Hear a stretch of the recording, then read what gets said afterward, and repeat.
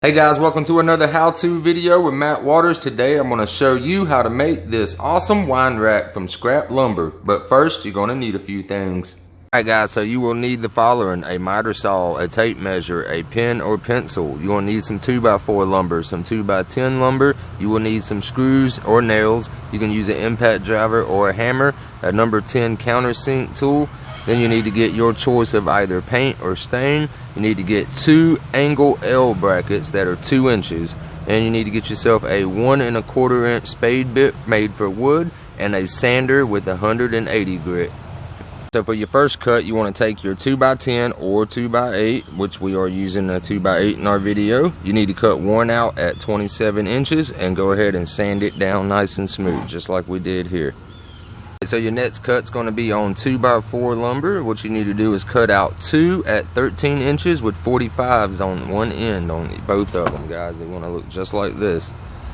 13 inches from your 45 top right here to your flat end. Go ahead and cut 2 of those and go ahead and sand those down nice and smooth also. Our final cut on 2x4, you want to make sure you have 1 at 13 inches with 45s cut on each side. Let me show you what that looks like real quick, guys. Here you go.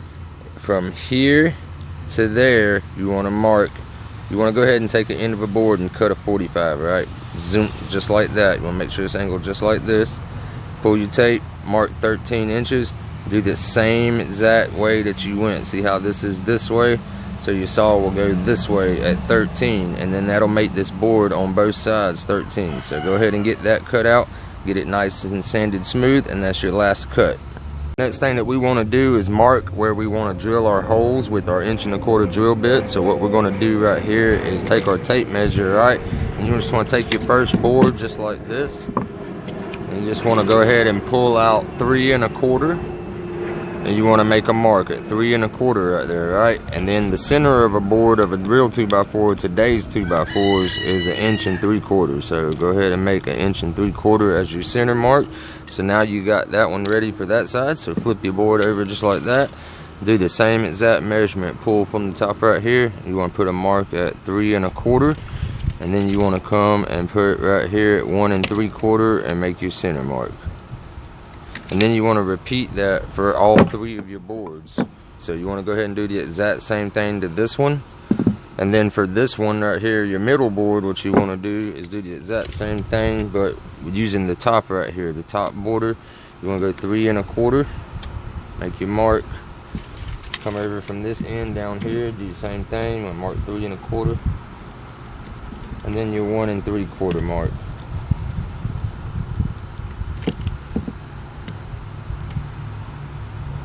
Alright, and then we can go ahead and get our drill bit out on our impact and drill those holes out. Alright guys, so this is the drill bit that I will be using to drill my holes with. As you can see, it's an 1 1/4 spade bit made for woods, and I'm going to attach this to my impact driver and drill out these holes.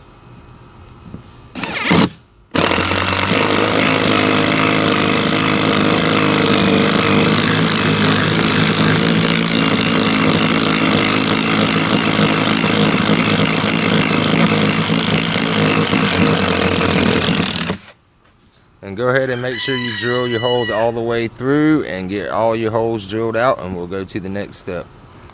Alright guys, so now that we got all of our holes drilled out on our pieces, what we're going to do is lay it out as if we had it screwed together already, but we're not going to screw it together yet. What we're going to do is make a couple of marks. That way we can drill some countersink holes for our screws. So we want to take our middle piece right here. You want to go ahead and line that up just like that right there. Then you want to take your other piece and line it up just like that right there. So now what we're going to do is on this bottom one right here, I'm going to come and I'm going to put 2 marks near the edge. And that's where I'm going to drill 2 countersink holes so that I can shoot 2 screws to go into this board. Then I'm going to come down here on the top of this board and put 2 marks in line. That way I can drill out 2 countersink holes and shoot 2 screws into this board. Alright guys, so now that we've got our 4 holes marked, I'm just going to take my number 10 countersink bit right here, and I'm just going to go ahead and countersink some holes.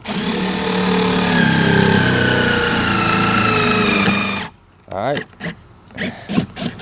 And what we're going to do is we're going to do that and repeat so that all four countersunk.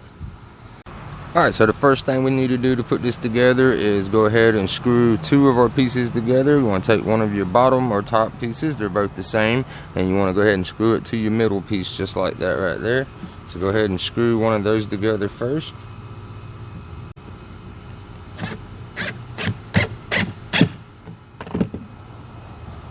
So once you've got one side attached, you want to take your other side right here and you want to do the exact same thing. You want to go ahead and put them together just like that and shoot you two screws right there to join this piece. Okay, so now that you've got your pieces assembled all together, what you want to do is just turn it over just like that right there, right? Because you want it to be that way that we just had it. So now that it's turned over, you can take your two L angle brackets, right? Now you can buy these at any hardware store, but they're like almost 10 bucks for a pack of two galvanized. So I had some galvanized metal laying around, so I just cut my own out of metal. So what you want to do now is line your L brackets up just like that. And go ahead and shoot some screws into your L brackets.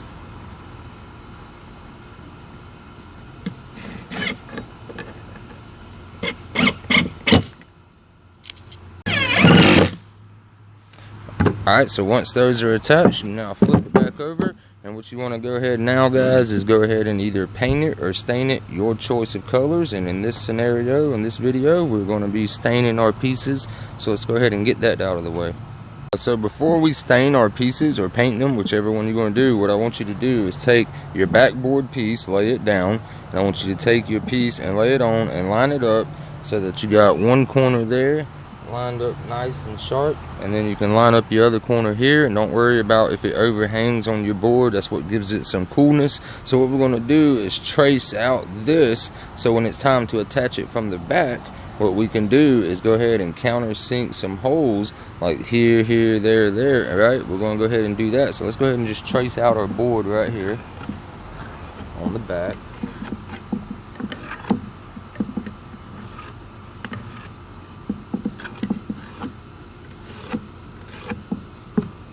Alright, so there is our piece right there on the back of our board. So whenever it's time to attach our board, what we can do is lay it out just like that. And you can see that it lines up with your boards all the way around. So what you want to do is, before you go ahead and stain it, is you want to go ahead and mark like one hole here, one hole here, put you one down here, get you one down in this corner also. Also you want to get one here and one over here.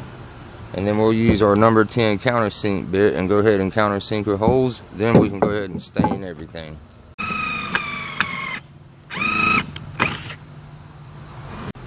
Alright, so I got all my countersink holes drilled out. So what I want to do is go ahead and start staining. And I'm going to use some leftover that I have from Mini Wax. This is called Jacob Bean number 2750. So we're just going to go ahead and use this up, guys. And I'm just going to use a shop towel. And I got this special soap that takes the stain right off my hands. So I'm not even going to need some gloves for this. Alright, so I just want to soak some up on there. And go ahead and give it a nice rub down. And get it all on there. Spread it out nice and even, and keep it moving. Don't let it just sit in one spot too long, or you could get different color changes. So just keep it moving around fast, and just keep going until you finish staining all of your pieces. And then you're going to want to let that stuff dry for about at least an hour to hour and a half, 2 hours. So go ahead and get all your pieces. Go ahead and get them all rubbed down with your stain, and we'll be back when all of our pieces dry.